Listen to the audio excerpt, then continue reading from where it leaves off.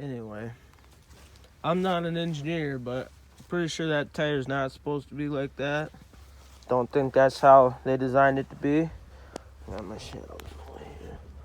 But it's like that now, so I guess we gotta fix it. I think I got a new tire coming. So I don't know. We'll get it done and get back to work and trying to get the last 8 acres of beets in, and this has to happen.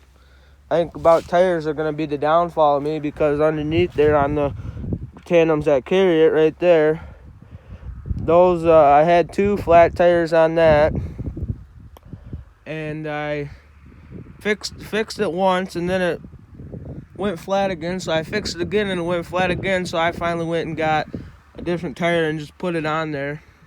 It's that yellow one over there. You can't really see it, the frame's in the way. We put tracks underneath our planter, and that was the tire that came off the planter frame, so it was actually kind of nice to have that. But now I got this one flat, so I think these tires are gonna be the death of me. I don't know. It seems like they're my downfall right now. So as long as one of those ones don't go flat, we should be all right. These ones here are pretty fixable, but those ones might take a little while. Those massive ones. But what are you gonna do? I guess it's always something. Something has to go wrong. But I guess we all can't live in a perfect world, can we? So guys, we're out in the old 8870 today. Getting some ground worked up. We're running 2 field cultivators today. So it makes us feel like big time operators, I guess.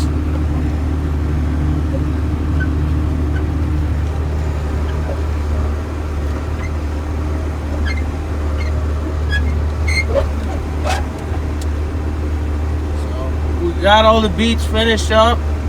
So I think we're gonna try to get some beans planted in here. My uncle's got to get the planter switched over to soybeans, but the problem is we're afraid some beets might not come up, so we're debating whether to switch and get some beans planted, or if we want to keep the planter ready for beets, and maybe if we have to replant a couple acres of beets, and so we're able to do that nice and easy. But we'll see what happens. Hopefully we'll get it done, I guess. I think the agronomist is coming to check out the beets sometime to give his opinion and see what we should do. So we'll see what happens. I'm running about 6 miles an hour right here. I've never really run this tractor before, so I'm still trying to get the feel of it for what gear and range I should be in. But I guess we'll figure it out just like everything else. So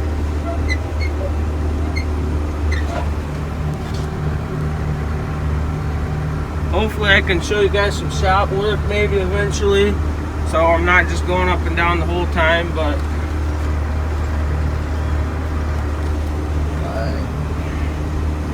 alright, this is probably a pretty bad video because I'm swiveling around and everything. So anyway, that's basically what the field cultivator is. It's just got, we call them teeth on, there's a shank and a teeth on the end that gets the ground all plowed up and moves a little bit of dirt and levels the ground off, so we can come in with that vertical till and make it look like a garden. So alright, maybe I'll get some more video. I'm gonna get this headland worked up and see what happens. So well, out here rod picking today. I got stuck on that job. As you can see, there's a pretty good sized crater there. I just dug a pretty nice good rock out. It's up here. I just had to pull it out. You can see the tire just fell down into it, and there it is. So sometimes they're so big you can't even dig them out with this one. You have to get them with the telehandler. Hopefully I can get this inside here now. Let's see. Oh yeah, we'll get her.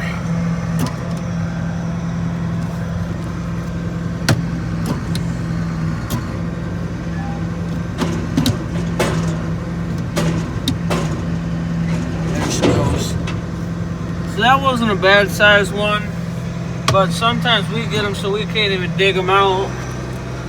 And so we have to call reinforcements, and we got a telehandler, and we come in here and pick at it with that.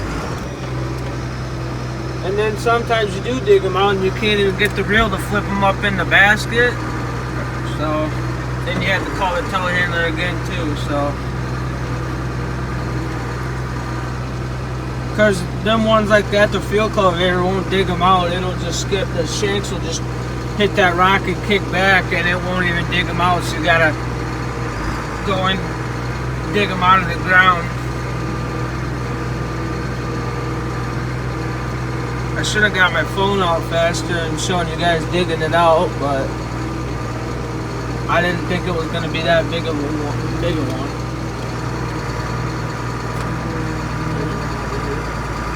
We got smaller ones too here, so we just kind of go around the field and scan for them.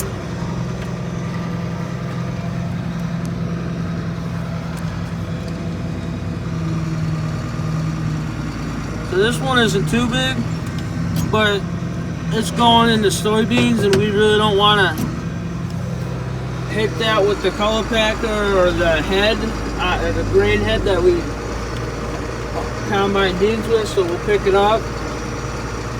It was a decent sized one, but it was, you could get them by hand.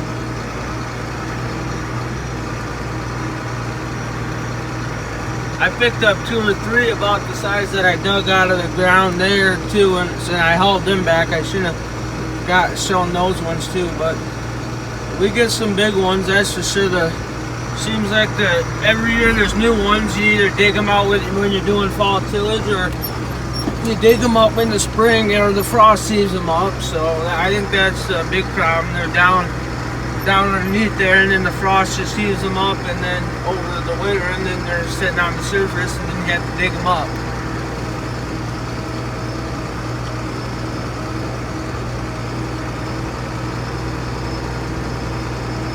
So I got some other clips here. I think I'm just gonna piece this together with them, so it'll be like a random video kind of thing.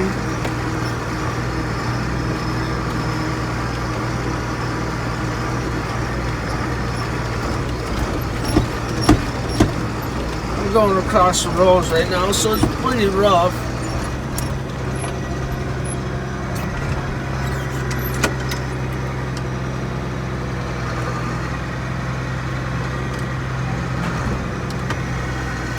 We're in a 4960, which is once again severely overrated for this, but I guess we're really not in the business of buying $150,000 tractors to pick rocks with.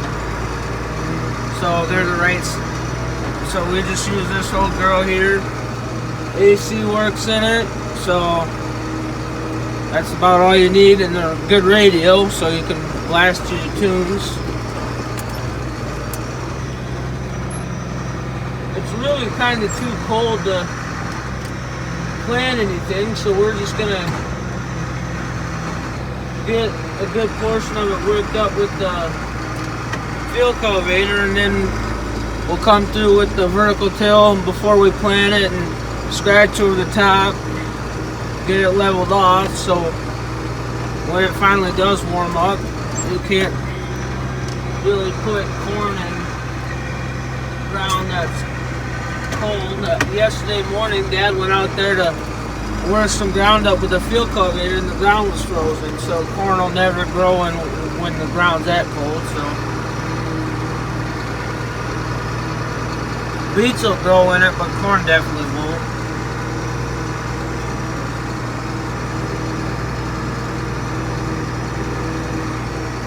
I'm still trying to kind of figure out this whole editing thing. I'm trying to learn to do some cool stuff.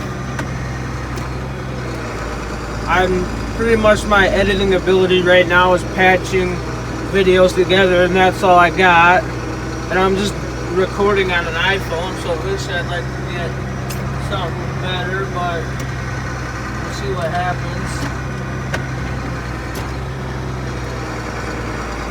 Dad told me the other day that this was the most important job, so I told him if it was the most important job, he could do it then, because he was the most important person, and he said, well, he wasn't the most important person, Grandpa was. Which if you ask anyone around here, they're not the most important person, so I really don't know who the most important person is around here. Probably Grandma. She's probably the most important, if we're being honest. But if you ask her, she'll probably say she's not, so I don't know who the hierarchy is on the totem pole, but I know for sure it's not me, because if it was, I would not be doing this right now. But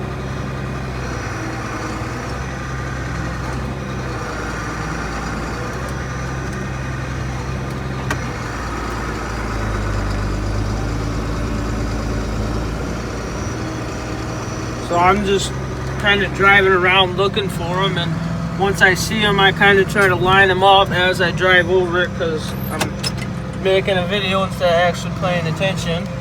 So I line it up, and then the reel just flips them up in there if I'm actually pointing at what's going on. I really want to get a different camera, like I said, a GoPro or something, so then I don't have to try to hold it when my hand's always going in front of the screen or whatever, but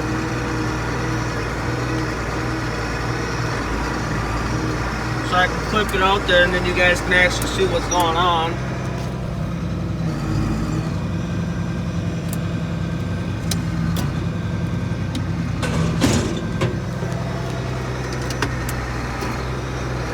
So, I don't know what you guys will see, but we'll put it out there and see what happens.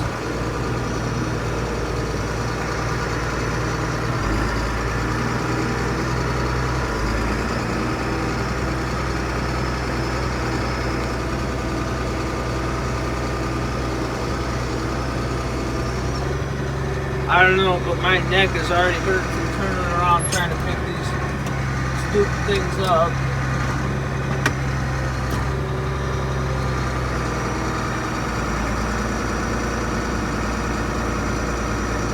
Probably should have put the 8285 on this, because at least that seat has a little bit of swivel to it, so it's not your whole, it's not all in your neck and body, but that's got another job, I guess, that it's going to do. We're going to put it on the color packer. Because that's all we have. We only have a color packer. We don't have a land roller. Those are expensive. So we got a color packer, and the color packer does the job. Does what we need it to.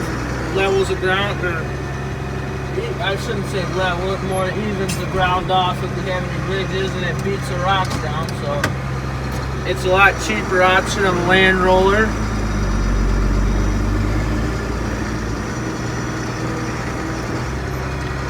And if you get a heavy rain on that after you plant the beans and then color pack it, you know, you'll have a lot less chance of it crusting over, which just seems to me like would always be a problem, but we don't have one.